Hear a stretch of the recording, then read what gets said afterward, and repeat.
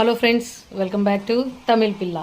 இன்றைக்கி ஆந்திரா ஸ்டைல் கோங்கோரா போட்டி கர்ரி எப்படி செய்கிறதுன்னு இந்த வீடியோவில் ஃபஸ்ட்டு போட்டின் நல்லா ஒரு 2-3 டைம் வாஷ் பண்ணிவிட்டு அதுக்கப்புறம் உப்பு மஞ்சள் பொடி போட்டு ஒரு 3 விசில்ஸு நான் வேக வச்சுருக்கேன். இது பக்கத்தில் வச்சிடலாம்.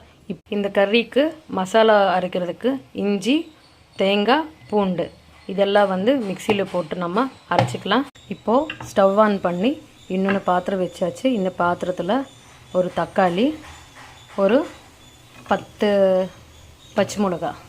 ஏன்னா அந்த புளிச்சிக்கீரை கொஞ்சம் புளிப்பாக இருக்கும். ஸோ அதனால் நான் 10 to 12 பச்சை மிளகா போட்டேன். நாங்கள் நிறைய காரம் சாப்பிடுவோம். ஸோ அதனால் அவங்க காரத்துக்கு தகுந்த மாதிரி நீங்கள் கம்மி பண்ணிக்கோங்க. நான் 10 to 12 போட்டேன். இப்போது இதில் நம்ம நல்லா வாஷ் பண்ணி வச்சுருக்கேன் புளிச்சிக்கீரை இதில் போட்டுக்கலாம். போட்டுட்டு ஒரு 1/2 கிளாஸ் தண்ணி ஊற்றிட்டு மூடி வச்சுட்டு நல்லா குக் பண்ணிக்கலாம். இந்த மாதிரி ஒரு 1/2 கிளாஸு தண்ணி ஊற்றிட்டு நல்லா மூடி போட்டு அதை வேக வச்சிடலாம். இப்போ போட்டி ஆல்ரெடி குக் ஆச்சு. இது நம்ம தாளிச்சிடலாம். கோங்கோரா பாதி வெந்துருச்சு. இப்போது நம்ம கர்ரிக்கு ஒரு பாத்திரம் வச்சுருக்கேன். நான் ஆக்சுவலாக எப்போவுமே நான்வெஜ்க்கு மண் பாத்திரம் தான் யூஸ் பண்ணுவேன்.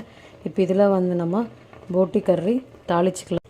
அரைச்ச இஞ்சி, பூண்டு, தேங்காய் பேஸ்ட்டு ரெடியாக இருக்குது. இப்போ நம்ம போட்டி கர்ரி ரெடி பண்ணிக்கலாம்.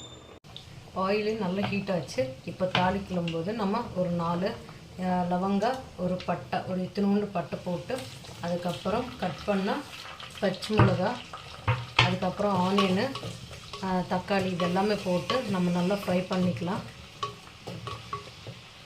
ஆனியனு, தக்காளி எல்லாம் நல்லா ஸ்மாஷ் ஆச்சு. இப்போ நம்ம இதில் அரைச்சி வச்ச இஞ்சி, பூண்டு, தேங்காய் பேஸ்ட்டு ஒரு 2 ஸ்பூன் போட்டுக்கலாம். போட்டுட்டு இது பச்சை வாசனை ஸ்மெல் போகிற வரைக்கும் நல்லா ஃப்ரை பண்ணிக்கலாம். இதில் கொஞ்சம் மஞ்சள் பொடி, கொஞ்சமாக சால்ட் போட்டு நல்லா மிக்ஸ் பண்ணிக்கலாம். நல்லா பச்சையாக ஸ்மெல்லு போயிடுச்சு. இப்போ இதில் நம்ம போட்டி போட்டுக்கலாம். போட்டி ஆட் பண்ணிவிட்டு நல்லா மிக்ஸ் பண்ணணும்.